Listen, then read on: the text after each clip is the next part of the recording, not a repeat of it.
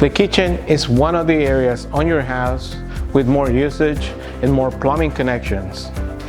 So it's usually more common to have problems in it. Anywhere from clogged sinks because of the grease and food that goes in the drains. And of course you got all the connections from the faucet, disposal. In some cases there are two sinks.